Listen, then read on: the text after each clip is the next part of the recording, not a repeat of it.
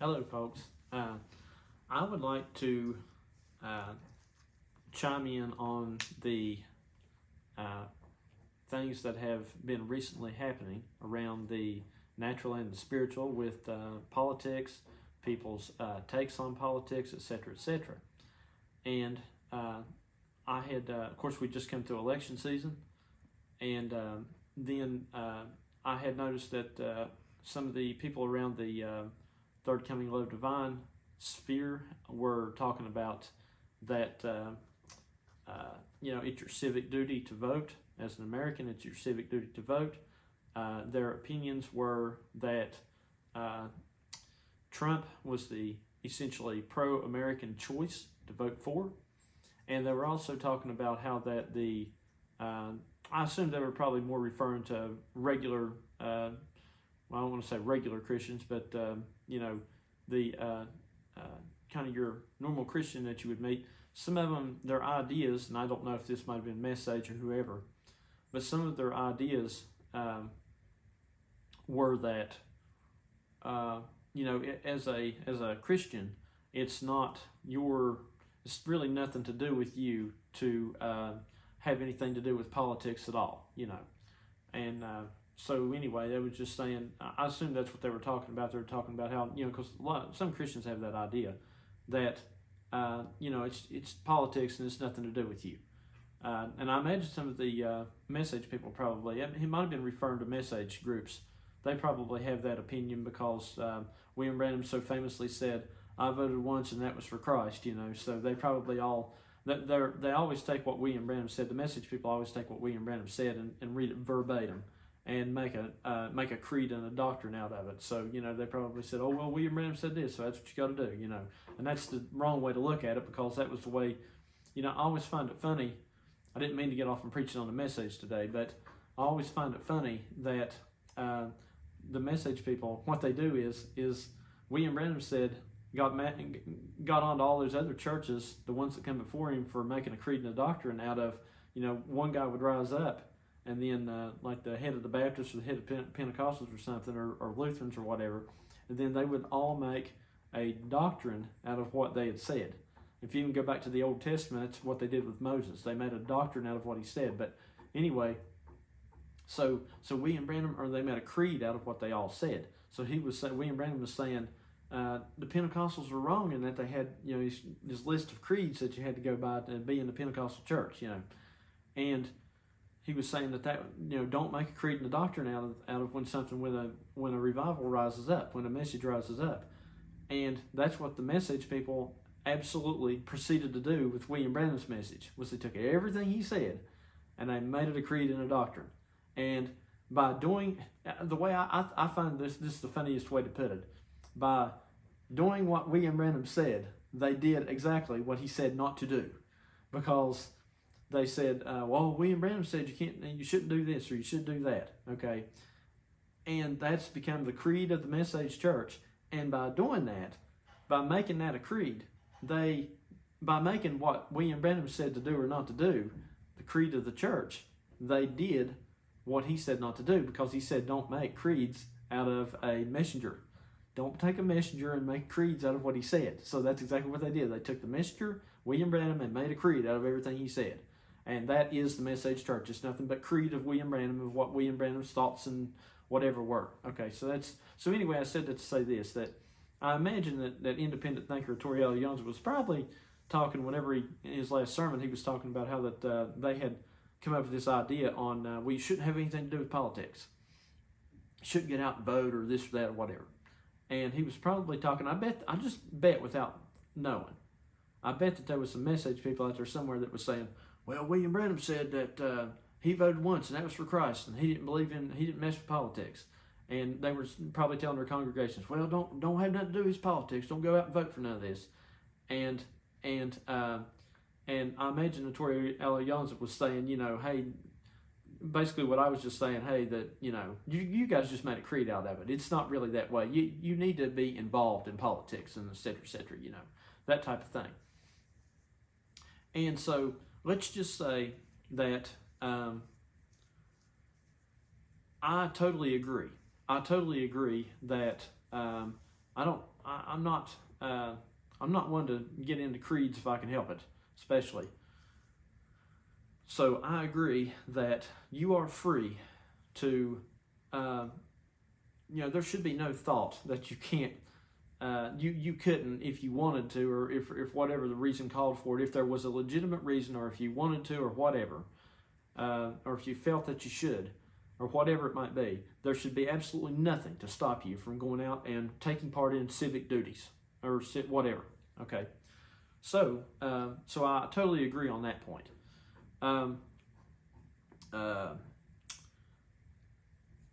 Then there are two other points. Well, I could say this.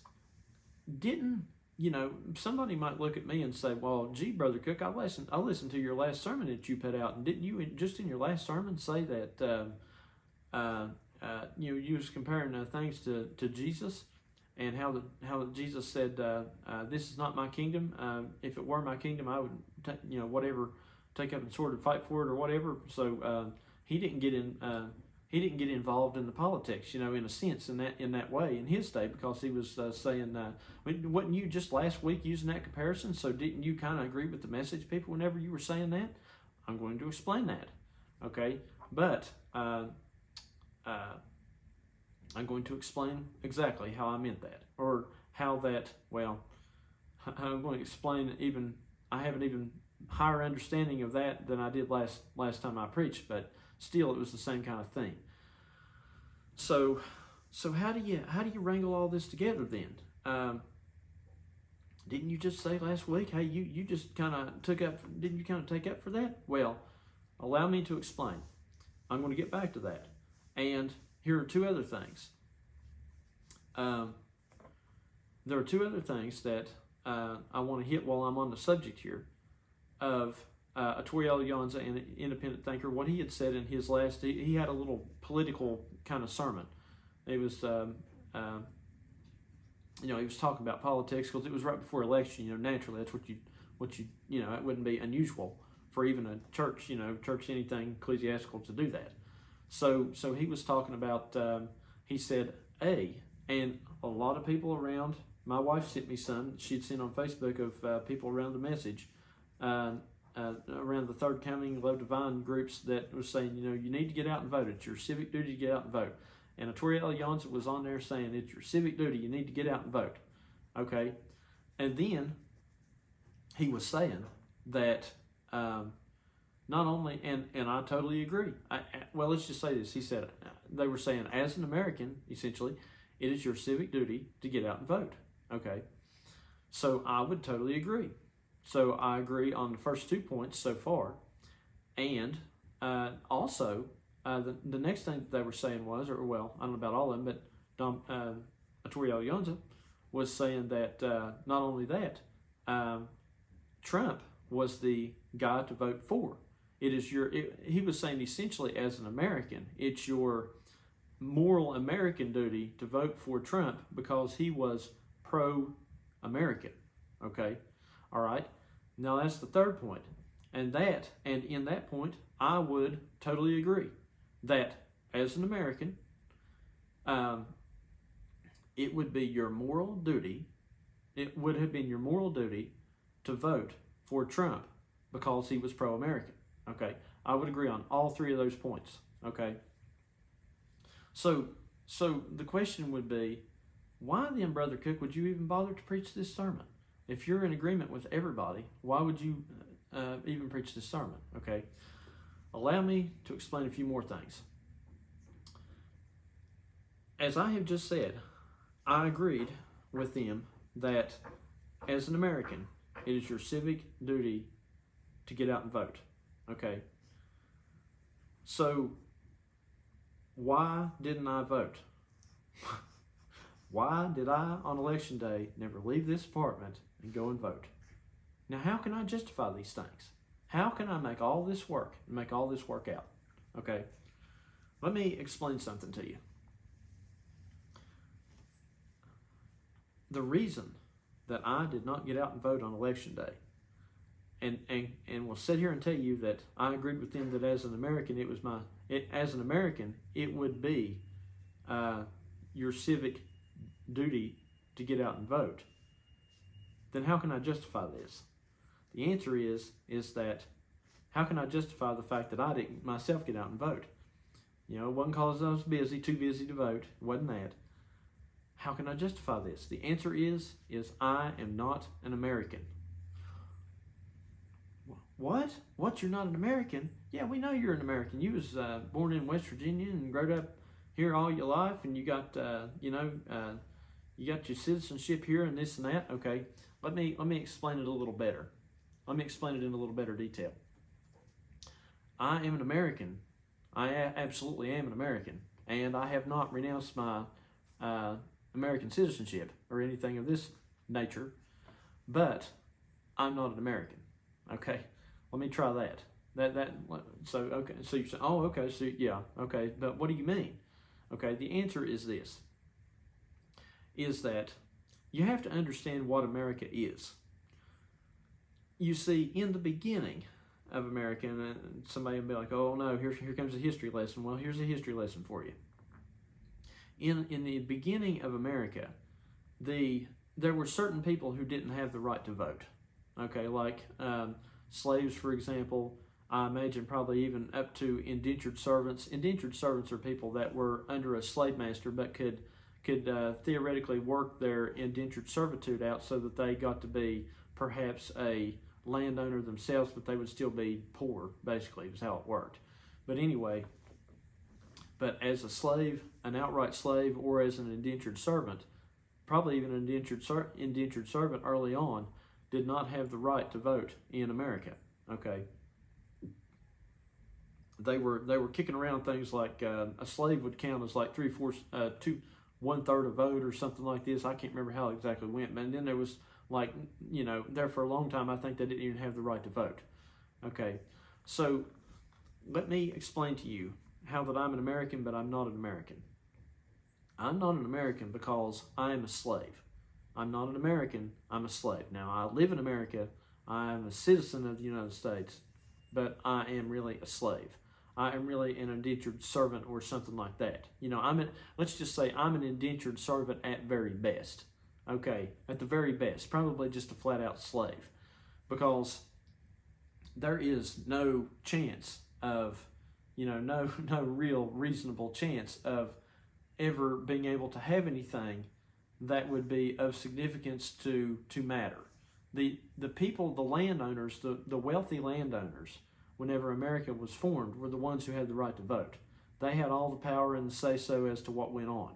Okay, so they voted amongst themselves, okay?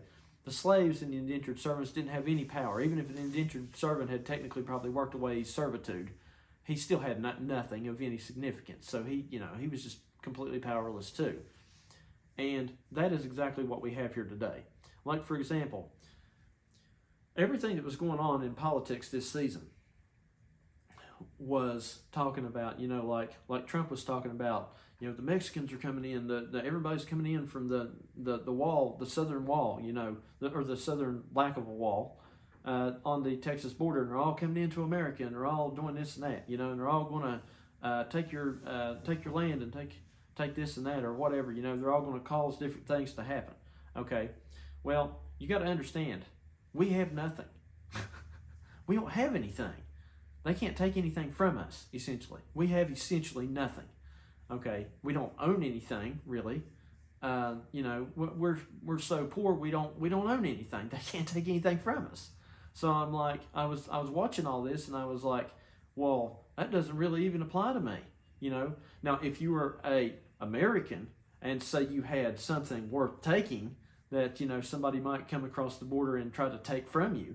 And I imagine some people would be like, well, they could take your life from you if you've got all these, you know, bad people coming in. Well, I suppose that's true, but that's not exactly what I'm talking about here. But you could argue that, but that's really irrelevant to the conversation. You know, that could happen anywhere. That's a different situation. But nonetheless, in terms of what mostly they were talking about, and they were like, you know, well, these guys could come in and, you know, try to take over your land and this and that. And that's what they were talking about in that little town in Ohio, how they come in and try to take over the land and stuff. And the homeowners there, they were like, oh, we're going to fight against this if any of that were true. And which I assume it probably was, but I watched a little bit of it. But you got to understand, these guys, they're no threat to us. What does that matter to us? We're not even Americans. We have nothing. We have no land, essentially, to speak of that is any significance that would matter. You know, I could tell a story.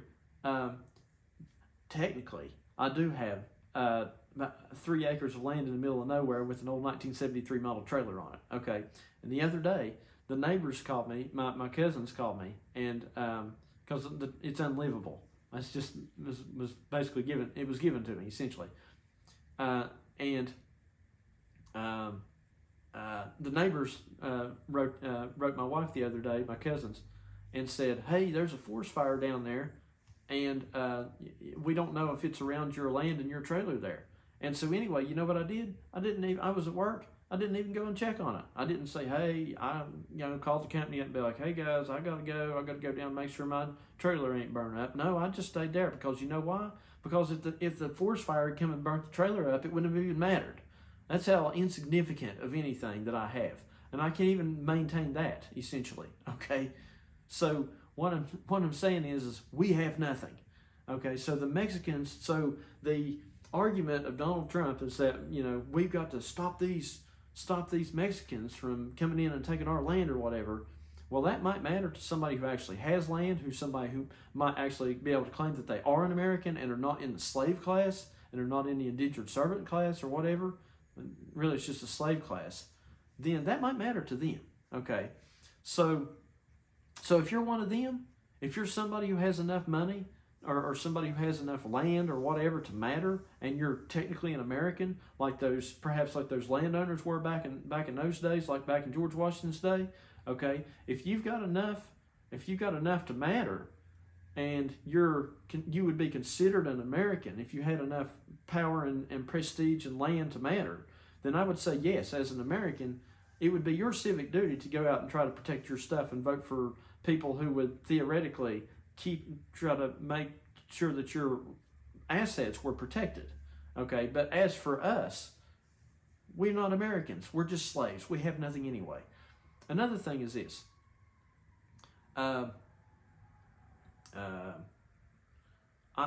Trump was talking about how they had all got on to Kamala Harris about how that she calling her like Comrade Kamala and saying that her ideas were communistic, and I can't remember what the policy was that she put forth, something about like I don't know what it was. It might have been the one about giving people first time homeowner buyers $25,000 tax credit or something like that, and there was something like it might have been that one. I don't know what it was. And he's like, well, they all started calling her Comrade Kamala and said she's communist. And I got to thinking about it, and I thought, you know what? I thought, what are they trying to do essentially? By saying, don't vote for these communists because they're gonna do this and that, and they're gonna redistribute wealth and everything or whatever. And I guess they try to scare you with that stuff, and I'm like, there again, I don't care. What does that matter to me? I have nothing. If they redistribute wealth, hell, I stand to gain. If you have nothing, I'm not pro-communist here, but I'm just saying, because I'm not a communist, but I'm saying that, you can't scare me with this stuff. You can't scare me with all this stuff because I'm a slave. All that stuff that you all are talking about. Now, if you all out here that are on there and saying, if you all think that you've got enough stuff to where it justifies you getting out and voting to preserve it, then perhaps, but I kind of doubt. I'd say probably most people that are around the message, I'd say probably they're, I would say right up to the top. I would say, I'd be scarcely surprised if any of them really would qualify for being Americans in this regard of having enough to where it would matter. That's just my opinion. Having enough land or whatever to matter. So I would say probably most of them are not even Americans themselves, although maybe they think they are. I would say most of them are probably slaves themselves, and maybe they don't even realize it. So I hope that this has maybe made you realize. So anyway, So anyway, so that's why I didn't vote, because I'm not an American. None of the things that they were talking about applied to me. None of the things that, let's just say this. Let me say this. None of the things that Trump was talking about applied to me, essentially, because we have nothing. We have nothing to lose. That was the whole point of basically Donald Trump's theme was, vote for me so that you don't lose what you have, and et cetera, et cetera. We're going to try to make this place great again, even better, but you got to, at first you got to keep what you have. Like I said, if you got enough to keep to matter to where you can call yourself an actual American, then I would agree with you. You'd better go out and vote for the guy, because that was the theoretical idea anyway. Whether that actually came to fruition or not, at least he was saying, hey, I'm going to try to help you to keep your stuff. Okay, so if you had enough to justify being an American, to ethically or morally practice your civic duty as an American, to go vote for the pro-American candidate, then yes, I would say go vote for Trump. But if you're a slave like us, don't even bother. Okay. The next thing is and you could say this. You could say, well, Brother Cook, if that's your opinion and understanding of how you take on the Republicans, well, what would you think about the Democrats? Didn't you think about going out and voting for them? Well, the Democrats are another sort of case. Basically, how I looked at it was this. The Democrats are, whenever the Republicans get to talking about how the Democrats are anti-American, because that's what Trump was saying. He was saying that the Democrats are anti-American. This is a little bit different way of looking at things than most people look at it, right? Yeah, you all ain't hearing nothing quite like this. Okay, I'm on a different wavelength of things here. I don't think like everybody else thinks. I'm like thinking of, that's what I'm trying to tell everybody all the time. I don't think the way everybody else thinks. I don't think in a bipolar type of world here. But anyway, Trump was saying, that was another one of the things he was saying. He was saying that these Democrats are anti-American. And the fact is, he's correct. They are anti-American. But I'm not an American. These people out here that have enough lands, and like back in the descendants of the George Washington people that had all the land to start with, and they all still got all the land and this and that, whatever, I could see why they would say, hey, this is anti-American. I don't want anything. I'm going to vote against this, But it doesn't matter to me. I'm not an American. I'm just a slave. We're just slave class here. They've created a slave class, essentially. We've been a slave class. Well, I wouldn't say they created it. It's just been here all along. It just keeps moving, becomes, a new version of the same old slave class. Somebody said, well, we got rid of slavery back in the Civil War. Horse's ass, we didn't get rid of slavery. Slavery, just like everything else, becomes a new version of slavery. Okay, we're just still slaves just like we always were. Okay, so anyway, so when it comes to voting for the Democrats, here's what I think about them. The Democrats, to me, with some exception, and that's what I really want to talk about in this sermon, because I don't even care that much. I'll explain this. The Democrats are really not too far removed from the Republicans, really, truly. They're not. They could say, oh well, there's a vast difference. Well, no, not really. They're all say, well, let me just put it to you this way. Kamala's plan of the $25,000 tax credit for the first-time home buyer, that's pretty much a joke. I mean, that's not going to get you anywhere. That's really just a joke. All they are is just a light version of the Republicans, really. But they want to make it out to like, oh well, these are these guys are anti-American. Well, by comparison, maybe, but they're just a very light version. They're just a very light version of right-wing American generalities. So it's pretty much just a waste of time to go out and even vote for them either, unless you got one that was maybe really, really wanting to actually, basically the Democrats are kind of like, I would call them kind of like a slave rebellion party, because, but unless you've got somebody in there who's really, really hardcore with it, then they're not too far. They're not worth hooting and hollering about and going out and voting for. Let's just say that if you wanted to, as a slave, vote for somebody of your own, somebody who's going to theoretically represent you as an American slave. Okay. Let's see, where can I go from here? So let me just say this. Let me get back to the first thing as what I was talking about. Jesus said, "This is not my kingdom." Okay, he said, if it were my kingdom, I'd take up a sword and fight for it. But he said, it's not my kingdom. So I just wonder, I can't say without being there, but I just wonder if he didn't realize that what he was going through was the same thing that we're going through. And that he wasn't saying, well, don't have anything to do with politics if you think you ought to, because there's some sort of religious reason as why not to, because that's what the message people was probably talking about. And on that front, I agree. But he probably wasn't even saying that. He was probably, I'd venture to guess, Jesus was probably in the same position as us. He was born of, Mary and Joseph down in Bethlehem, and had to leave and go to Egypt. And, probably left everything he had, probably packed up on a camel, everything they had and left. They probably had nothing. Probably gave up all their land, sold all their lands or whatever. Who knows? And he had nothing. So my guess is he probably was in the same boat as us. And he was probably saying, it's not my kingdom because I ain't got nothing in it. I mean, what was it about the foxes have holes, the blah, blah, blah has the birds have nests, but the Son of Man has nowhere to lay his head? Well, he didn't have anything. He's about like us. He didn't have anything. He had nowhere to lay his head. He didn't have a home. He didn't own anything. And that's the same as us. We're the same way. The foxes have holes, the birds have nests, but we don't have anywhere to lay our head. That's what I would say.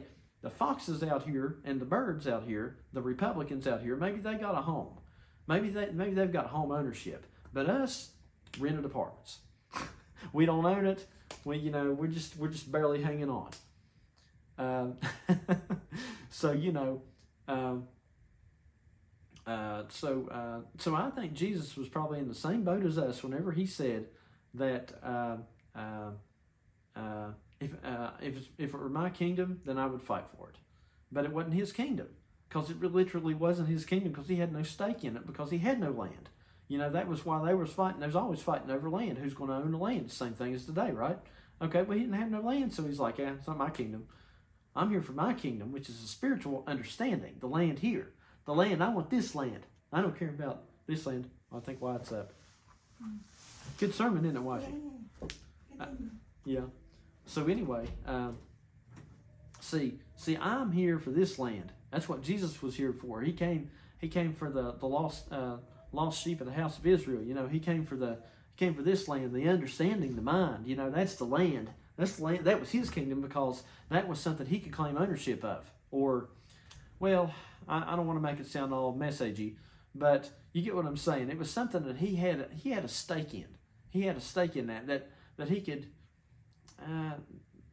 Really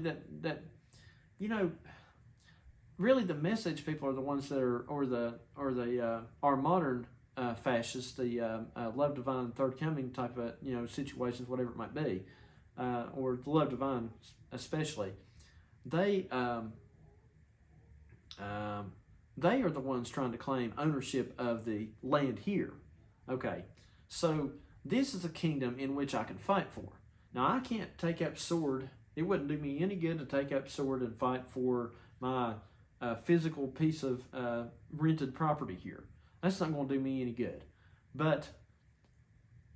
And I say that was what Jesus was saying. He was saying, I don't care who if Rome owns this or if the Persians own this or whatever, because none of it's mine anyway. I had very little stake in it, let's say. Jesus had very little stake in the fact that somebody let him stay in there, sleep in their hayloft at night. And that's about the way we are. We got very little stake in this apartment to say that, I got about as much stake in this apartment as Jesus had in the hayloft that somebody let him sleep in. Okay, so anyway, that's what I'm saying. But when it comes to the mental when it comes to the mental of the thing and the spiritual world, the spiritual land that these people are trying to usurp authority over, and all these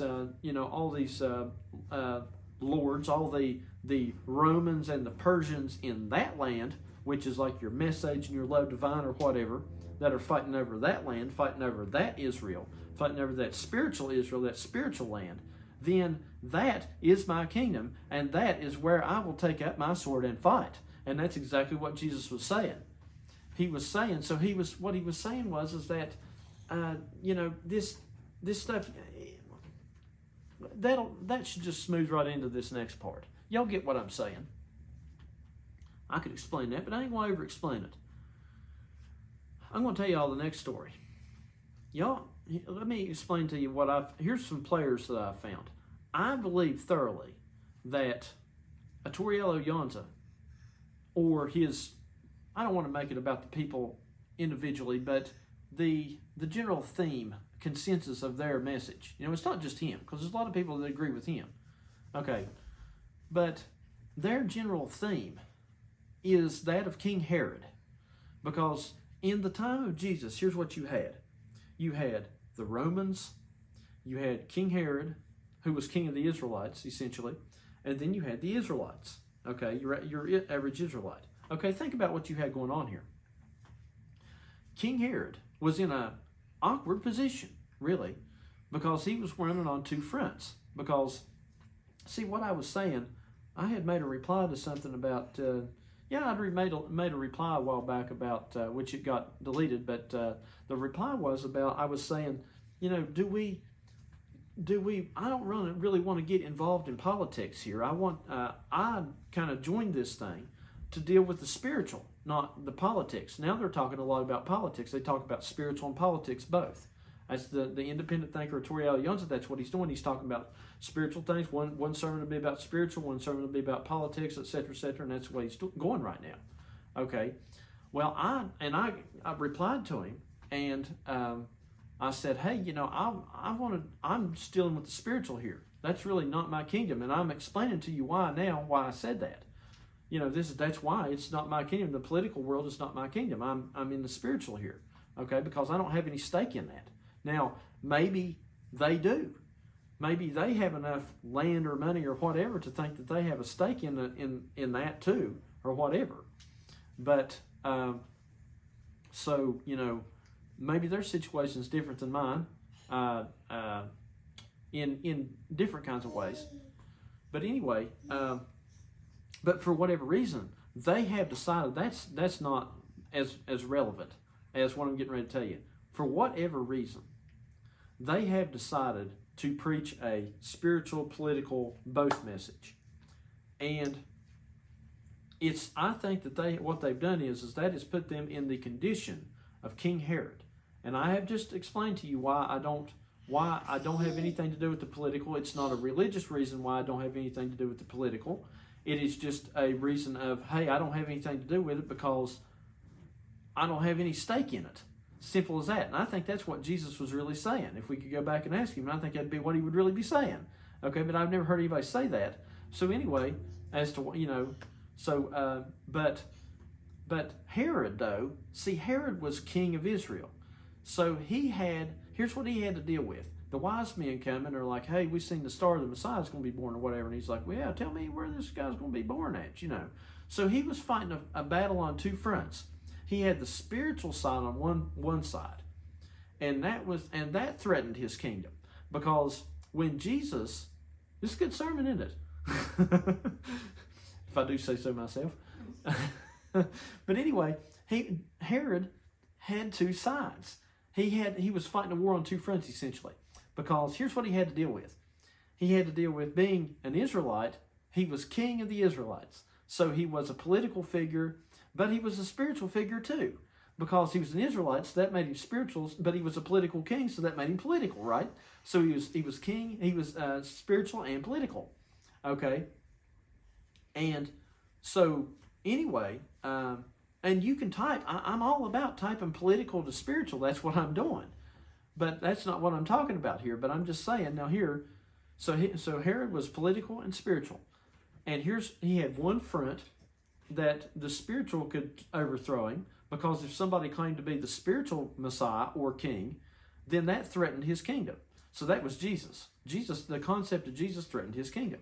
Then on the other side, what threatened his kingdom? Rome.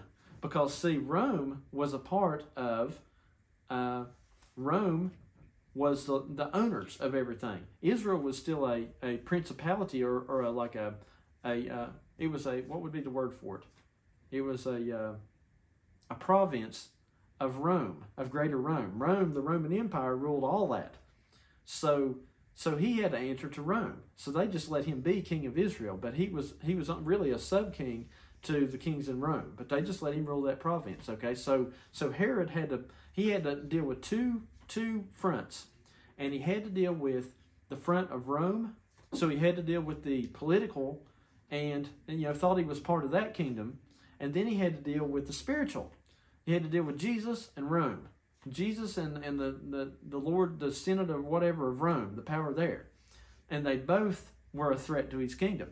So in my opinion, I think where Torriello Ianza is at with what he's doing is exactly the position that Herod was in, because he's threatened by both sides. He feels that his kingdom, whatever, is threatened, whether it's because he's both spiritual and he's both political. Okay, so because he's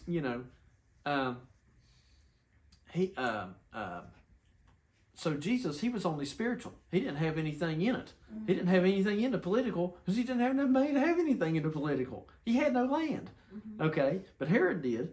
And so anyway, Jesus was just spiritual. That's what I'm saying. I'm Jesus, essentially. I'm just spiritual. I ain't got nothing in the political part of it, because I ain't got enough to have in it. And then the Romans were like, Donald Trump or something. They were the political side of it, and they didn't have anything to do in the spiritual. What's Donald Trump got to do with the third coming? Yeah. Nothing. I mean, other than a political type, perhaps, here or there. But he ain't a third coming guy, as far as I know. So so he's on the political end of it. So you can go everywhere from Donald Trump or the Senate. The Senate would be a better example, because I just compared the Romans to the Senate, because the Senate ruled Rome. The Senate, it was always Senate and a Caesar. And I told Don Parnell the last time I seen him, I said that what you got here is you got Biden, because Biden was a lifetime senator. He was in the Senate for like 40 years. I said, what you got here between Trump and Biden is you've got the Senate type guy and the Caesar type guy. So that's what ruled Rome. Because he's like a Caesar. He rules like a Caesar. And like Julius Caesar or something. That's the way his personality. And Biden was a senator type guy. He ruled like a senator would rule, essentially.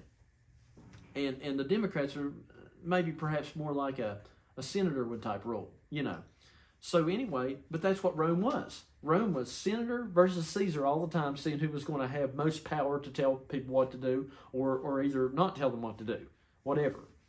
So anyway, that's what you got. So I imagine Torriello Ianza, he feels as a Herod figure, he feels as though he's in between that. He feels as though on his one flank he's got to deal with whether the senator Democrats or whatever get elected over the Caesar Trump, and he's dealing with Rome, okay. And then on the other side of it, he's dealing with me, because he's got to deal with or whoever out here, not just me, but whoever that is don't even have enough stake in the political to matter, and we're just dealing with the spiritual out here. Okay, so he's in a position of both. Okay, so he's Herod. His position is Herod. I've been saying he's Herod for a long time. He's King Herod. So he's spiritual and political. And that's why his message is spiritual and political. And that's why my message is just spiritual. And that's why Donald Trump's message or Kamala Harris's message was just political. You see? Mm-hmm. Okay. So anyway, so Don Parnell's king of Israel. Okay. He's King Herod. Trump is Caesar of Rome. Okay. And I'm Jesus. Okay. So anyway, and I'm not saying I'm the only one, but I'm just saying I'm playing that part. Okay. So by comparison, and that's what I was saying. That clarifies it very much. And there's nothing wrong with nobody. Everybody's just playing their part. There's no problem here. But now let me explain some more stuff as to what I've seen has gone on with this. It's a good sermon, isn't it? Have I? I already said that, didn't I? I'm just kidding. But anyway. Okay. So here's a few other things I found. So now, if we can clearly define Don Parnell as King Herod, which we can, because he's political and spiritual, he was right there in the middle. I mean, it's real simple to me. He had Jesus on the spiritual side on one flank, threatening his kingdom, and then he had the political people threatening his kingdom on the other. So what's his kingdom? I don't know. He's whatever. He's a little bit of both there. He's got, as Herod had a spiritual side of it and a physical, political side of it, both. Because when you're king of Israel, you've got king of Israel is a little bit different to being king of Rome, because Rome didn't have a spiritual side to deal with it like the Israelites did in a way. So he had a spiritual and a political. Mm-hmm. So that's what Don's got to deal with. He's got to deal with his political kingdom and his spiritual kingdom, because he's got the love divine spiritual kingdom, and he's got the political kingdom to deal with, which is whatever deals with natural things. Whatever natural things he might have enough of stake in, he thinks he needs to vote for Trump. Okay, so something to that effect anyway. So, but anyway, hey, so, sorry, my little buddy, I didn't mean to get off course here, but my little buddy's trying to amen me there, or either, I don't know if he agrees or disagrees, but he's trying to say something. So anyway, he can't talk to us yet. My little buddy, he's 9 months old. He's almost 9 months old, so he can't talk to us yet, so we don't know what he thinks about all this. But anyway, okay, let me try to get back to it. So here's a few other things I found.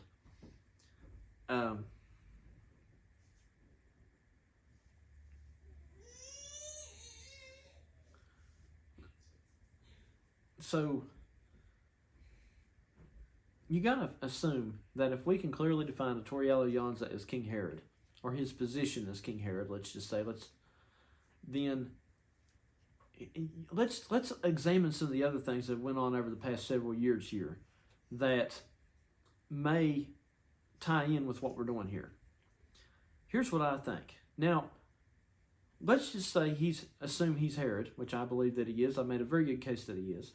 And let's just assume that I'm Jesus, okay, or playing at least one of the parts of Jesus, and I think I've made a very good case that I am. So that would mean that we would have had to have done all the things that Herod and Jesus done, okay? So here's what I find.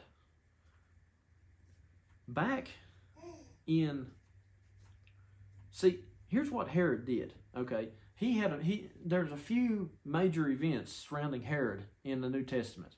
Here's a couple of the big things that he did. Let's make it simple. Let's simplify it. One thing that he did was whenever the wise men come, he had all of the children in Bethlehem killed, so that he could make sure that he had killed the Messiah. And what I said that was last sermon. I said that was him cutting off their message, essentially, because that nobody's been slain that I know of physically. Okay, so that's not what it's talking about in this day in our Herod here. But what it was talking about is now it's a mental slaying. It's a slaying of someone's influence or their message or what they're saying. So Herod heard that the Messiah had been born in Bethlehem or whatever, and he's like, well, where's he going to be born? And they's all like, well, Bethlehem or whatever. And so anyway, he sends all the guys down to kill all the babies in Bethlehem and make sure they're all dead. That way he gets the Messiah. So if he kills the Messiah, then he don't have to worry about the spiritual side of it anymore. That's one side. He's like, well, I got to deal with the political and the spiritual, so I know he's down here, so I'm just going to have them all killed, and then I won't have no spiritual, I won't have the right or left flank to bother me anymore, because they'll be, the Messiah will be dead. Okay, so he sends them down there and he kills them all. But what happened was that Messiah got out. He had already got out. Jesus, what the angel or whatever comes and talks to Mary and Joseph and tells them, get out and go to Egypt. So he was already gone. Okay, so where was he out? Egypt. He was out in the world or whatever. He wasn't in the spiritual anymore, because Israel, the land, represents the spiritual. So he was outside of the spiritual. He was out in the world. Okay, he went to Egypt, and he hid in the world, in Egypt, outside of the spiritual situation of what was going on, or outside of the third coming love divine sphere. He had hid out there. Okay, and what happened after he left? What happened after he left was the Herod went down and had them all killed, but he was already gone. Okay, what happened? Now let me tell you my history.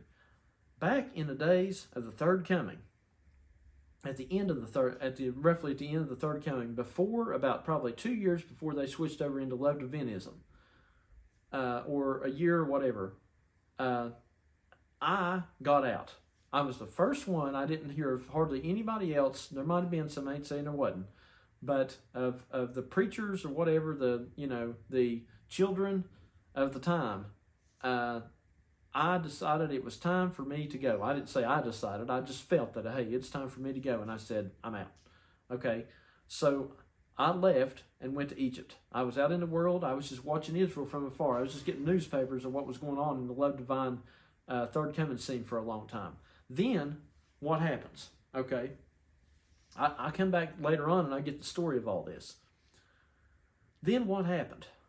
There was disagreements between the third coming people and the love divine people, because Don Toriello Yonza switched.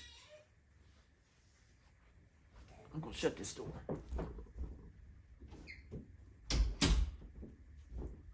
Hope you all can hear me. But because of Toriello Yonza, there was in the like I said, while I was gone, here's what happened. The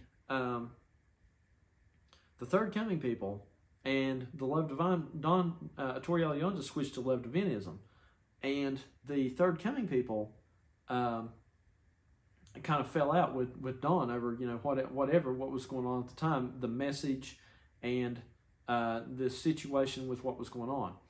Okay.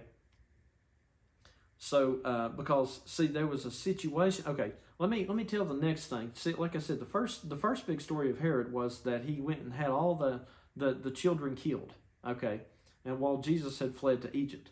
The second story of King Herod was that John the Baptist was he got John the Baptist and he ended up being beheaded. And John the Baptist, there was some sort of discrepancy about some woman, and it was something to do with Herod. It was not lawful for Herod to take her. Something to that effect. I can't remember all the story. But, and I hate... anyway, I'm just going to tell it. I'm just saying everybody was playing their part.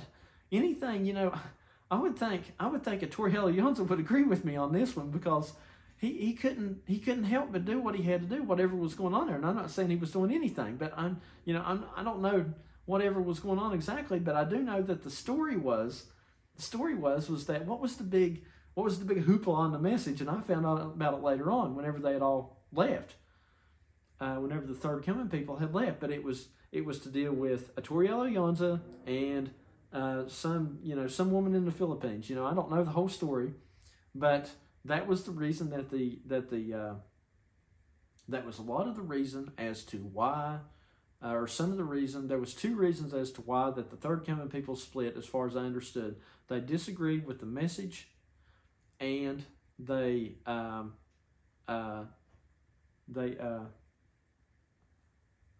disagreed. There was 2 things. They disagreed with the message, and they had an issue. They took an issue with what was going on there at the time I don't know what the deal was, but there was some issue there, just like that there was some issue with Herod. John the Baptist took an issue with Herod and the situation with the woman that, there was a situation with a woman. Let's make it, well, to whatever extent it was, there was a situation with a woman, to whatever extent or non-extent that it was. There was a situation between Herod and a woman. And those are the 2 reasons. Now think about this. Those are the 2 reasons that it was John the Baptist and John the Baptist and all the ones he had killed. Okay, so what was going on? Here's what I think. I think that it's a very real possibility that Herod, that what was going on with the third coming people was the third coming people were playing the part of John the Baptist, because what they did was they got essentially beheaded from the message, because that was what they always said, that Tory had killed this was their story of it. Tory had killed their influence. So he had essentially beheaded them. Over what? Because John the Baptist said it was not lawful for him to take somebody to be whatever, I don't know. So, it was something to do about a woman, okay?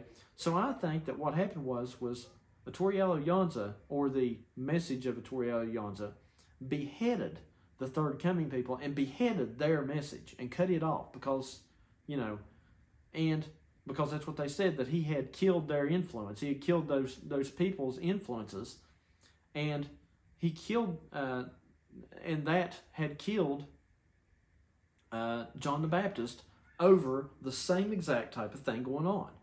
And then another thing is that Herod killed all the babies down there that was going to potentially be the Messiah.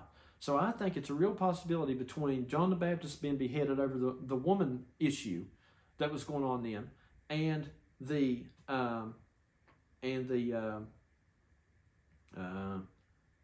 killing of all the male children there that could have been the Messiah, was all the ones that the third coming later on told me that their message had been cut off, but because Tory had tried to cut it off. And like, for example, and I hope they don't mind me mentioning, but people like, for example, there was ministers back then, and they're just gone now. They're just cut off. And I have tried to talk to them over the years, one way or another, and they are just cut off. They won't have nothing to do with it now. Like, I hope you don't mind me mentioning his name, but Jeff Elijah, for one. I tried to talk to him. I'm like, what? You don't have anything to do with the message now? And he was just like, no.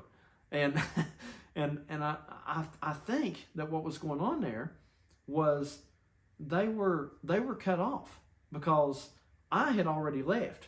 And I didn't know about this till afterwards. Imagine Jesus coming back to Israel, and he's like, they find out about, Herod and all that stuff going on. And he cut off John the Baptist's head over the story over the woman and this and that.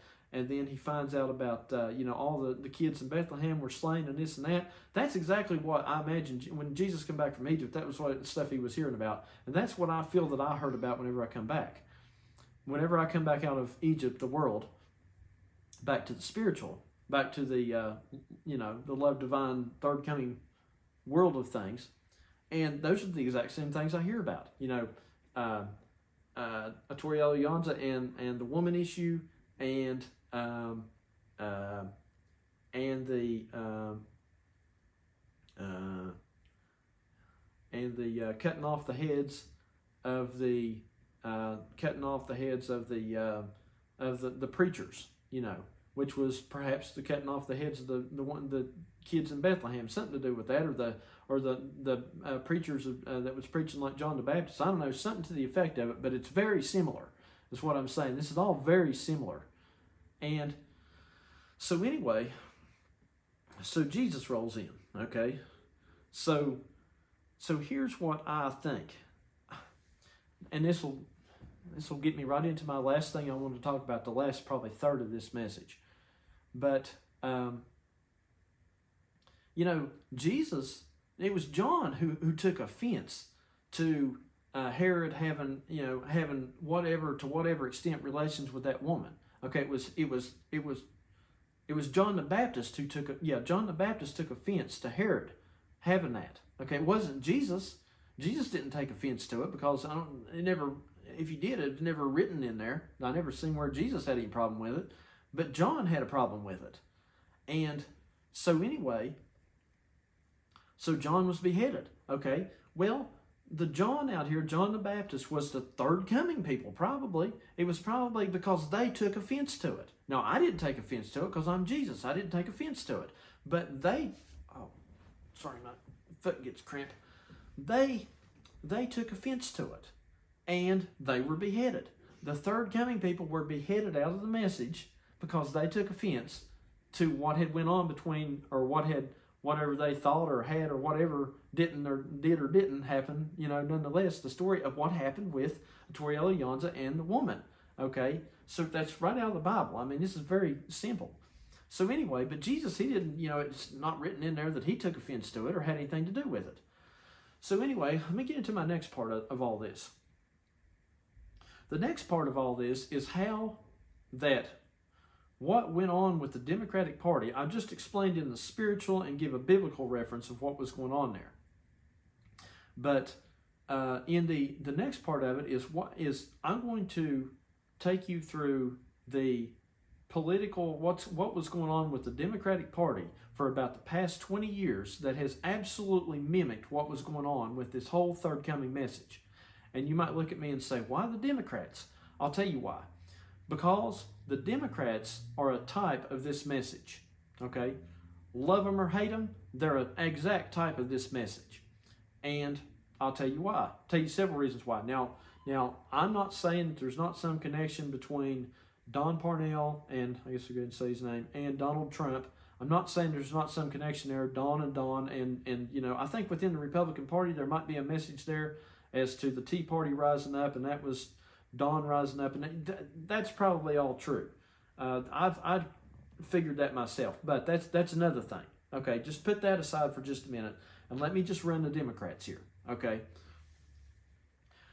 the history of the Democratic Party was that what had happened was everybody got back into economic slavery, or everybody got into, well, they were always in economic slavery, basically. But what happened was in the 1920s or thereabouts, the things like labor unions were trying to rise up. And it used to be illegal for a labor union to rise up. What was a labor union? A labor union was where everybody had the right to collectively bargain for higher wages against the business that they worked for. So what you had before labor unions were legal, you had a business that had a business owner that essentially that paid people whatever that they wanted to pay them, and there was no way that the workers could bargain for higher wages essentially. So what that represented was that represented the old age in which the message pastors ruled the congregation, because the congregation were the workers, and the pastor was essentially in God's stead, and he ruled the thing, and the congregation had no power whatsoever against the pastor.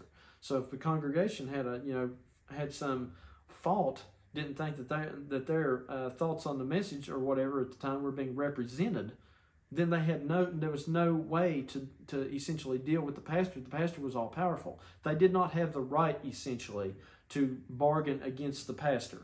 The congregation, it was the pastor ruled the congregation, and in political economic terms at the time, it was that the business people ruled the working class. Then what happened was the Democrats came to power in about the early 1930s. As I recall, it was FDR, Franklin Delano Roosevelt, Democrat, that came to power and made labor unions legal. Okay, so what happened was the Democratic Party itself is the third coming, because the third coming came along and made it legal for the congregation to collectively bargain against the pastor, because the pastor had been in God's stead. He was essentially just the demigod God, of the doty god in the sky, essentially. And he ruled the congregation. Okay, so then what happened was the third coming come along and made it to where everybody was God. And so what happened was that meant that everybody had collective bargaining rights, essentially, to bargain for greater wages against the pastor, essentially. Okay, now we still have a somewhat of a pastor congregation system, but it's more that everybody's God and the pastor's not all powerful, and that's essentially a spiritual labor union is what we have. So the third coming was the Democrat message of old, okay, that empowered the people to be able to collectively bargain spiritually against their spiritual lords, or the old message guys, and now are Lord's now. But it's a different et cetera, et cetera. Okay, so we are the Democratic Party. In the third coming is the Democratic Party. Okay, then so what's happened with the Democratic Party in the past several years? What happened with the Democratic Party was exactly what the story has been with the love divine and the third coming, et cetera, and everything that's going on in the spiritual. Because if you go back to about the year, the election cycle of 2016, that would have meant that the guys were running in about 2015. That is when the third coming switched to the love divine. That is when the old Democrat message of labor unions and the economics message really switched to the modern progressive message that it is now, in both terms of the spiritual and the physical and the political. So, like for example, you had Bernie Sanders running against Hillary Clinton, and Bernie Sanders in about 2015, all this happened. Okay, some of you all will remember. Some of you all political savvy people will remember what I'm getting ready to talk about. But Bernie Sanders was a independent. He is an independent that caucuses with the Democrats, and he run as a Democrat basically. I don't know if he was an independent then, but I probably was. But he run in the Democratic primary to get to be the Democratic presidential nominee, and he had to run against Hillary Clinton. Hillary Clinton represented the mainstream kind of Democrat ideology, progressive ideology that had just come in. Okay, and Bernie Sanders represented the old traditional, more the traditional. He was a progressive certainly, but he had more of the original Democratic message, which was like he was big on $15 an hour minimum wage, or it was more about wealth inequality. That was a bigger deal for Bernie. With Hillary, it was more about the progressive social message that the Democrats were trying to put forth. With Bernie, it was more about the economics message. Essentially the old Democrat economics message that was the party was formed on, or in a way, third comingism. It was more about third comingism, but Bernie, in ways, was more progressive than Hillary. Now, I'm not saying Bernie was third coming, because he was really not. He was a weird combination of backwards and forwards, because Bernie, in ways, is more progressive than the progressives were. It's hard to explain that, but see, Bernie was a socialist. He was a democratic socialist. Okay, well, that's like a combination of backwards and forwards, because he was progressive, in ways more progressive than the mainstream Democrats were, but he also had that core economics message of the old time of the Democrats had. And what happened was in 2015, whenever they run against each other, Hillary and Bernie, in the Democratic primary, the Democrats have this election machine, for lack of better terms, where they've got super delegates. See, the people go out and vote in the primaries. And in the Republican primaries, you don't really have the super delegates. You have, there probably are something like that, but it's probably more so about what the people actually vote for, I think. I'm not saying that, but I mean, theoretically it is, if there's any truth to any of it. And then the Democrats are more blatant about, hey, we believe that our superdelegates should have more of a role in getting to actually say, the people, we're going to let the people vote, but at the end of the day, the superdelegates, the technocrats or whatever, have more power than have a lot of power to say so over who actually gets the nomination. So like, for example, Bernie and Hillary were running, and it was obvious that a lot of people liked Bernie. But whenever for example, as I recall, when it came down to Bernie and Hillary, they were in Wyoming, and I never forgot this.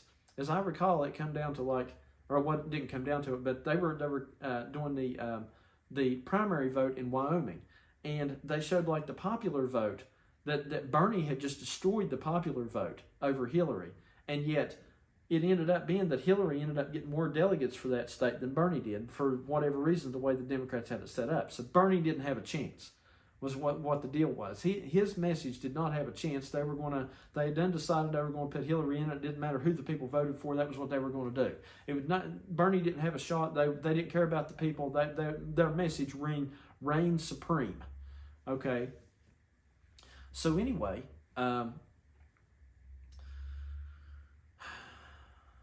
that's a lot to say. So anyway, Hillary ends up getting elected and then loses to Trump in 2016. Okay?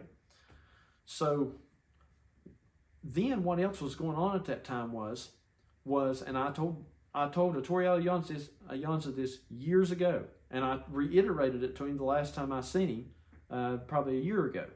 But I said what was going on there was, there was, during that primary between Bernie and Hillary was having a big email scandal because something to do, I can't remember what it was now, but it was something to do with some emails, something to do with Libya, some invasion of Libya or some coup attempt, or I don't know what it was.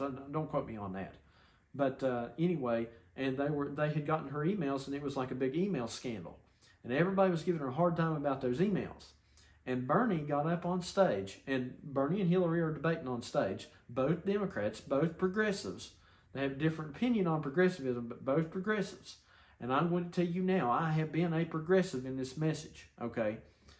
The Love Divine people are progressives in the message. I'm progressive. I think very much a lot of the things that they do, even sometimes even more than they do, but I have more of a backwards take on in terms of having keeping the original party platform than they do. Because to me, I'm the party platform of the Third Coming, the original working class message, but in some ways, but they're on the same hand, so I'm kind of like backwards, but in some ways I'm kind of like more progressive than they are, because I have like more progressive ideologies on certain things. Could be like modern holiness or whatever. So anyway, it's hard to define, but hard to explain, but that's basically the way it works with me. So anyway, so I was in the position of Bernie, and Hillary was the position of Ettore Allianza and the Love Divine, because their message had become they weren't concerned about the traditional platform. They had gotten off the traditional platform of the Third Coming message, and they had went with the Love Divine message, which was the equivalent of the modern Democrat at that time, socially progressive message. Okay. And that's what Love Divinism is. It has been this democratic message because we're all Democrats. Like I said, put the Republicans aside for a minute. We might do one on them one day, but in these terms, we were all Democrats. Third Comings were all Democrats. The Republicans represented the conservative side of things, which was probably the Love Divine in this comparison. But anyway, or something like that. But anyway, but the democratic message that Hillary had and the subsequent ones have had at that time has been this progressive message of, has been this progressive democratic, this modern democratic social progressive message. Okay, and I'm not saying I've totally disagreed with that, because Bernie didn't totally disagree with that. He had his own take on it, but he didn't totally disagree with that. And I have not myself totally disagreed with the, I have been in agreement with several subjects when it comes to Ettore Allianza on this modern democratic progressive message, but I've had a different opinion on it. I've had a different way, I've had different emphasis. My emphasis has been more original party platform, et cetera, on things, just like Bernie's was. So anyway, so Bernie gets up there, Hillary's in the middle of that email scandal, and Bernie gets up there and they're debating. They're debating.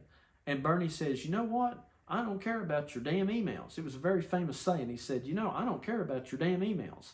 And Hillary was like, oh, thank you, Bernie. And they hugged on stage, and and they smiled. It was like it was an interesting scene of all time of politics. Two candidates had been fighting each other, and they're like, they were hugging on stage. It just didn't happen very often. Something like it anyway. And so that's the way I feel about it. See, right then in 2015, that's when the email scandal of Ettore Allianza hit, and that's exactly the way I thought about it at that time. I never cared about Don Parnell and his emails and this and that, but the third coming people did, the John the Baptist did, and they got their heads beheaded because of it. But I never cared. I never cared. And I've got a different take on that. They're all concerned about holiness or whatever, whatever. And I was never. That's not my message. I'm a little bit more progressive. Than that, So I disagreed with the third coming way of looking at that. So, and that's why I was saying, that's why I wrote him and told him. I wrote Toriel Johnson when he was going through all that. Roughly, it's about the same time, and I said, because I was following the message somewhat, even though I was out of it at the time, and or something. It might have been years later. I can't remember. But I said, hey, this is exactly like when Bernie and Hillary hugged on that stage, because he's like, I don't care about your damn emails. And that's exactly what I didn't care about. Toriel Johnson's damn emails. I didn't care. Okay. So I was playing that part. And Hillary was playing, and Toriel Johnson was playing the part of Hillary. Now, I realized that this might be a little hard for them to choke down, because I don't really think so. The last time I mentioned it, it seemed like it was hard for them to choke it down, but because they were like really hardcore Republicans, most of them. But I'm just saying, it's just typology. Be a Republican if you want. Well, like I said, if you got enough to where it matters to try to keep the people from South America out to build a wall, then go for it. But I don't. But if you do, go for it. So anyway,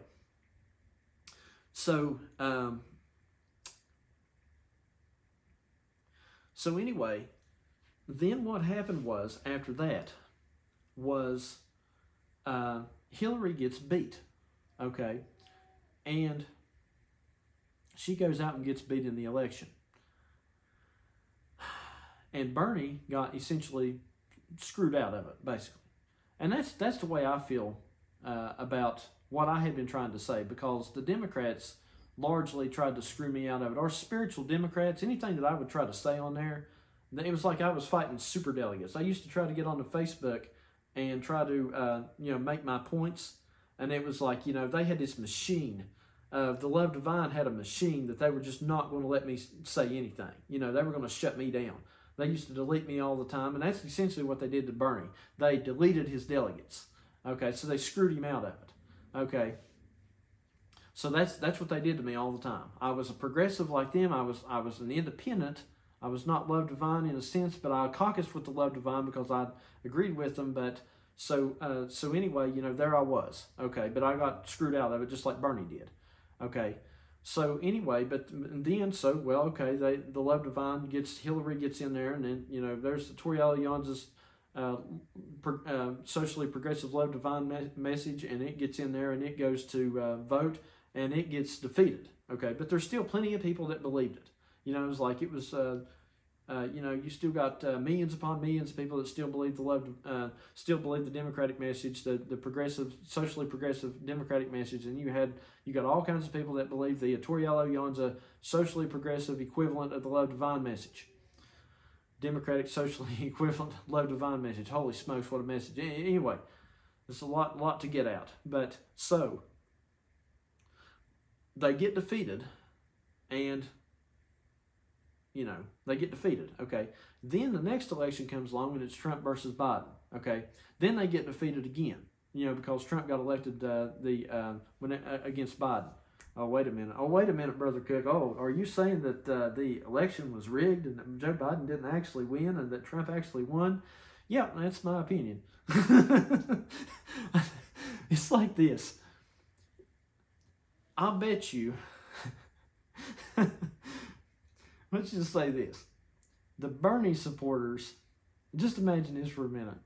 The Bernie supporters know that they got screwed out of the election hardcore by the Democrats. They know that the Democrats have a machine in which to influence elections. Okay. So whenever Trump probably come out and said, hey, we got screwed out of this election, the Democrats screwed us out of it, I imagine the Bernie people were, some of them were probably thinking, yeah, they can do that. They were probably like, yeah, I bet they weren't saying it maybe, but they were like, yeah, they can, these guys, they got a pretty tough machine when it comes to getting their guy elected. So, I believe they could maybe influence an election alternately. So anyway, that's what I'm saying. But let's just say that Hillary lost, Joe Biden lost, and now Kamala Harris has lost. Okay, that's 3 times that they have lost. Okay. Um, and it's like this with nothing else. The Biden presidency had some terrible figures and numbers, et cetera, et cetera. So even if theoretically he didn't lose, he damn lost in the eyes of the public for the most part, because that's been proven now, because Kamala got, those policies were an extension of Biden and they got voted out. So either way you want to look at it, even if theoretically Biden won, then he still kind of lost, because the referendum now is on all those ideologies, all those democratic, modern, social, progressive ideologies of things. So anyway, Kamala Harris gets up here, and here are her ideas on things are that, an extension of Biden and the whole 9 yards. And what you didn't hear was, see, when Bernie run on the kind of modern version. See, socialism would have been kind of the modern version of the traditional Third Coming platform, and that was what I was trying to run on. I wasn't saying the original Third Coming version of things, but I was saying that we needed to run on that type of platform, but modernize it. And so that was what I used to try to say all the time. And so anyway, that was kind of essentially Bernie Sanders' version of socialism. So, because socialism is kind of like would be like the modern version of the original Democratic platform. That's more probably American version of socialism. Now, Bernie Sanders' version of socialism compared to like a European socialism would probably be quite different, I would imagine, given the status quo of how things are here. But anyway, nonetheless, it was at least American socialism, socialism in American terms. And so that was his platform, okay? But Bernie was all about $15 an hour minimum wage, so he was about working class wages, which you never heard. I never heard anybody say, let's raise wages in the Biden and the Kamala Harris. Where was it at? And Hillary didn't talk about it much. It was just not there. It was like non-existent. It was like they just didn't even, they weren't pushing raising wages. They weren't pushing helping the working class. They weren't pushing like things that would help the working class message, the wealth income inequality in the country. Okay, they weren't pushing that. They were pushing their social progressive agenda, and that is exactly what the Love Divine has done for the past three election cycles of the political, in the spiritual, the past three election cycles in the spiritual. That is exactly what the Love Divine has done. They have not pushed the working class original, but a modern version of the working class original Third Coming message. They didn't try to modernize that and make that work, and that because that's what you do. You modernize the thing that worked, because that's what everything is that ever works. It's a modernization. Martin Luther was a modernization of whatever came before him. William Branham was a modernization of whatever came before him. They didn't change the platform. They kept the original platform but modernized it, and that's what Bernie did. But the Democrats went off. They went off on this other platform for the past three times. This social program, and that's what I was trying to say about the Love Divine. They had went off on this other program. If they had stuck with the original program and modernized it, they would have done well, and that's what Bernie was trying to do. But they went off on this ecclesiastical, social, democratic program of things that they have been through in the last three elections. That's what the Love Divine has done. And though it contained some of the things that Bernie agreed with, it was different. Much like Pentecostalism went off, and it contained some of the things that William Branham agreed with, but it was different. Same type of thing. It's all the same thing, all over and over and over, big cycles, and that's how it works. So anyway, but they got beat because why? The Democrats have been continually getting beat because why? Because they got off the original message of the working class, of the working man. Okay? In this last election, what happened? The Republican National Convention comes up. Now, the Republicans, it's not in their DNA to help poor people. Okay? Like I said, they got nothing to do with helping poor people. But at the Republican National Convention, what happened was, this year, what happened was the leader of the Teamsters Union, the truck drivers union, gets up and he gives a speech at the Republican National Convention. Now, this was unheard of. This was unheard of because, the Teamsters Union, they don't have nothing to do with the Republicans because they always historically endorsed the Democratic candidate because they was the ones that was pro-union, right? So anyway, But he comes, and anyway, he gives that speech, and then he ends up that the Teamsters Union does not endorse the Democrats. They didn't endorse the Republicans, but they didn't endorse the Democrats. And they always endorse the Democrats. So by not endorsing the Democrats, they weren't going to endorse the Republicans. But by not endorsing the Democrats, that was a big statement. And I remembered I was watching CNN, and there was some Democratic people on CNN, and they were trying to downplay the fact that this had happened before the election, before this past election. And they were saying that, well, you know, the economics message, that's just an old message anyway of the Democratic, of the kind of the Democratic Party. They were trying to play it off as like that labor union had not endorsed them. And they were like, well, that's, you know, labor unions and the old, that's kind of like an old type of thing now. It's, you know, it's that old economics message is kind of like old in the Democratic Party. And I sat there and I thought, oh, okay, we're going to see. We're just going to see whether you guys win or you lose based on that. Because I think that that's what's going to be. That if you lose, that's what's going to make you lose. Is the fact that you all have given up on the original party platform.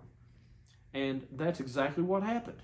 They gave up on the original party platform, and they could not connect with the working class anymore because they had gotten off of the economics end of it, the original thing of why the hell I'm a registered Democrat, and they had gotten off of it to the extent that that they had that they didn't connect anymore. That they did, and they keep losing. They keep losing because they can't connect with the working class, you know, with the poor folks. You know what I mean? That was the whole point, because that's the whole point of being a Democrat. If you're going to be if you're going, dare I say, if you're going to be anti-traditional rich landowner American, then you at least got to be for the poor folks. But they can't even do that. So they, you know, it's like some bourgeois liberals or something. You know, it's not going to work. You're not going to get. There's not enough bourgeois liberals out there to take the democratic social message that they have now, and social progressive message that they have now, and make that work to get elected. So I hope everybody's with me here. I realize this is a pretty detailed, pretty what would be the word for it? Complex message. But anyway. So it wasn't 2 or 3 days after the election. I come home one morning, the wife's got the news on, and I'm just passing by, and I hear somebody say, and Bernie Sanders said that the reason that the Democrats lost this time is because they failed to connect with the working class. And I was like, there you go. That's exactly why they lost. And I'm going to tell you something. You all think that the Love Divine's been winning? The Love Divine has not been winning.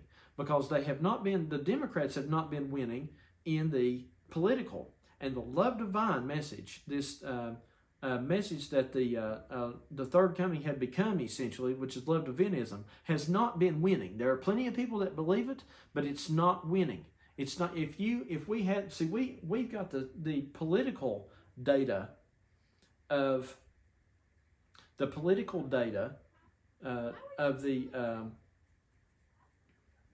in the political realm. We can look at the political data because we got all that. You can look on CNN and see Electoral College for the past 3 or 4 years, or 3 or 4 elections, and all this, and who voted here, and blah, blah, blah. And we can look at all this and see, you can see why the Democrats have been losing, and that they have been losing because they got less votes and this and that, even though they were good at potentially influencing elections to make you think that they won.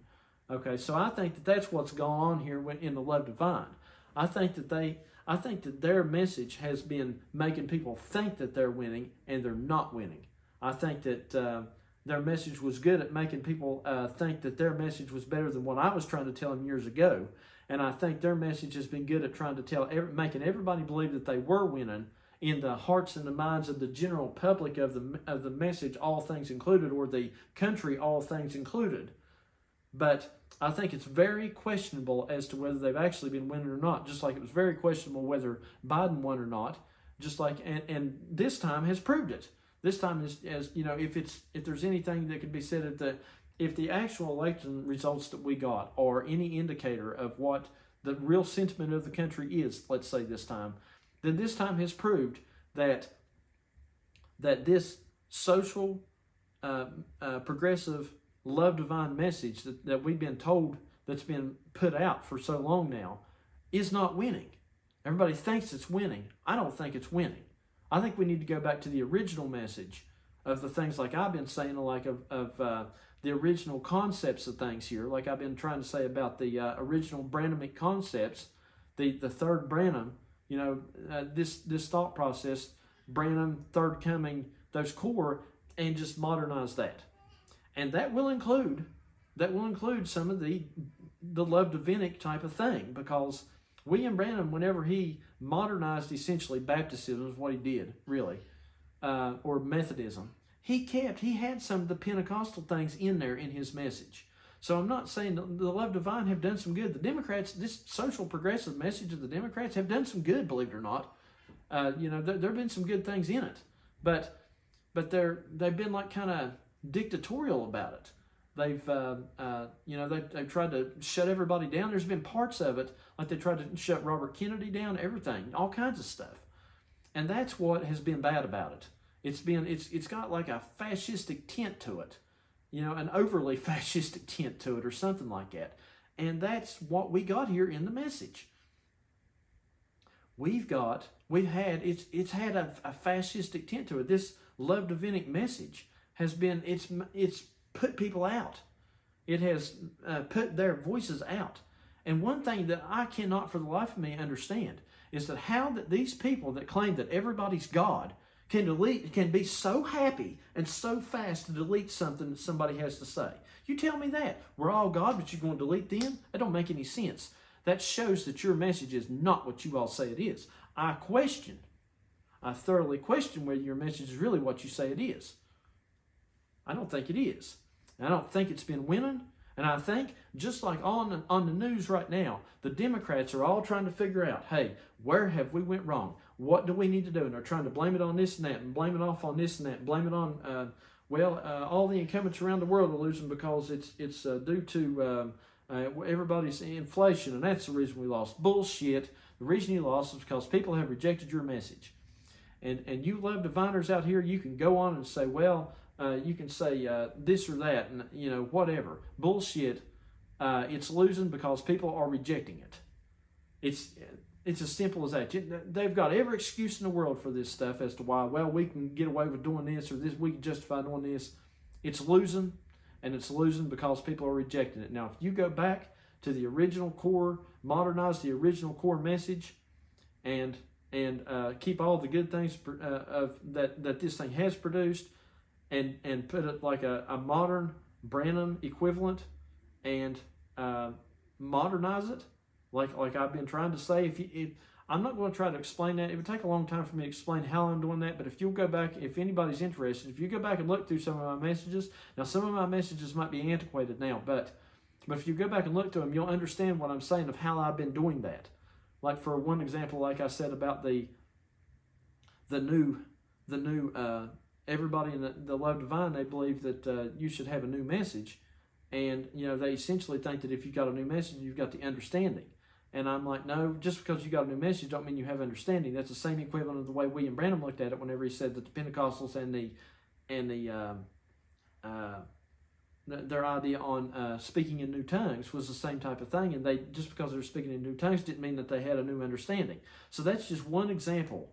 If you go back and find that, that's just one example of the way that I am modernizing the traditional platform, rather than going off on this platform when this Love Divine was nothing but a veer off on this platform, and it's veering off into a dead end just like Pentecostalism did, and you had to have Branham to sort the thing out, and that's exactly what's going on. That's exactly what's going on right now in the political and the spiritual. This Love Divine has veered off, and there have been some good things in it, but it's veered off.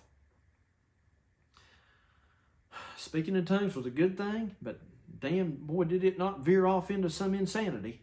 Dancing in the spirit and speaking in tongues is some fine things, and I certainly none of us have any, as probably once have Pentecostals in our lives. Nobody's got any problem with that. But did it not go into insanity? That's what William Branham said. He said it went into insanity. You couldn't even preach anymore. And by golly, that's what you got now. You got a bunch of dancing, and their message is nothing. This Love Divinic message is nothing but dancing in the spirit and speaking in speaking new messages in their mind to the point that nobody can say anything. Nobody can actually preach a message anymore. And they won't let you preach a message. They say, oh, well, brother, it ain't about that. It's about just loving everybody and this and that. I tried to say a real message for years, and they would always say, oh, well, it ain't about that stuff anymore. We're just, and that's the same response you get from a bunch of Pentecostals. Be like, William Branham would have tried to say, hey, we need to preach a real message here, get down to some business of sorts here, and sort this thing out. And they would have said, oh, no, we don't care about that. We just want to speak in tongues and dance in spirit. And that's all we want to do. And that's exactly what they've done. And now they veered off. And they've lost 3 times because of it. Everybody, the Democrats, I'm sure they keep convincing their people and trying to convince everybody that they're winning, but they're losing. This love divine message has been losing. You all don't think it has.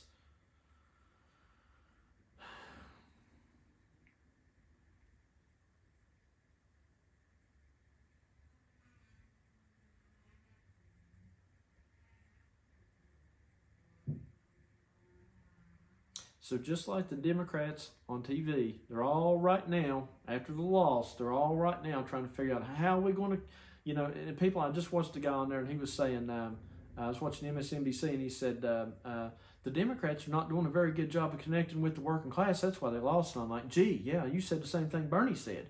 So they're all freaking out now, and they're all like, wow, we've got to reconnect with they were talking about how that Bill Clinton and different Democratic presidents in the past had done things that had to change their opinions on things to reconnect with the people, because the Democratic Party had gotten off before, and they had to change and begin to reconnect with the people. And that's what I'm doing here. I'm trying to get the Love Divine people to reconnect, or whoever will of that, to reconnect with somewhat the original modernized version of the platform, and to reconnect with the working party, because essentially you guys have evolved into nothing but a bunch of bourgeois liberals. It's nothing but, the Love Divine is nothing but bourgeois liberals of the spiritual realm. And you can look up bourgeois liberal, but let's just say it's a I don't know, it's a mess. It's what it is. So anyway, that's what you've got. You've got to reconnect with the working class. That's what the original Democratic message did. It connected with the working class.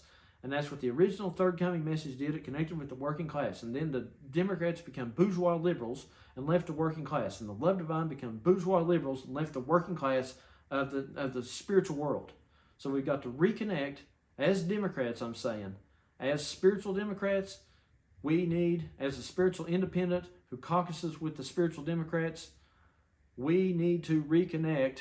The Democrats the spiritual Democrats, the Love Divine, need to reconnect with the working man of the spiritual world. And so anyway, that's my message. I've got more I could say. I've got a whole nother message on, I think I'm too tired to preach it though. Probably be best to cut it off now, but I've got a whole nother message brewing, I think, on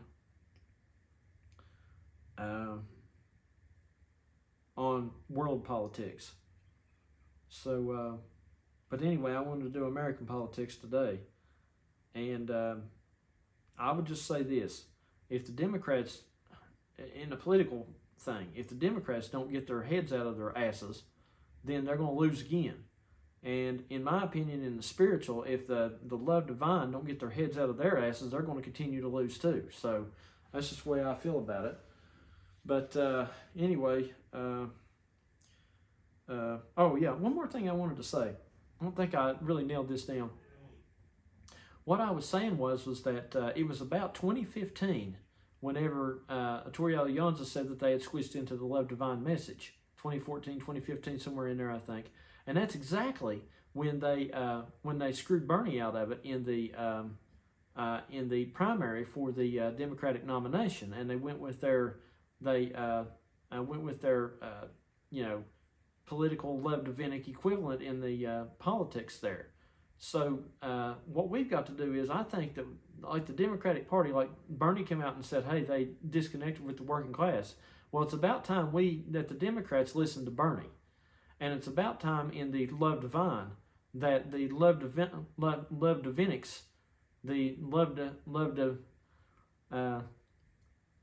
divine Democrats listen to Bernie Sanders and go back to where they got off of where they should have went, and hopefully now they will.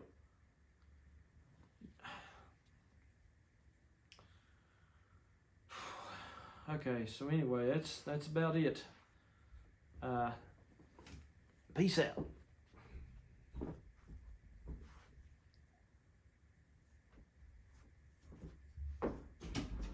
Why do I just hit the red button to turn it off?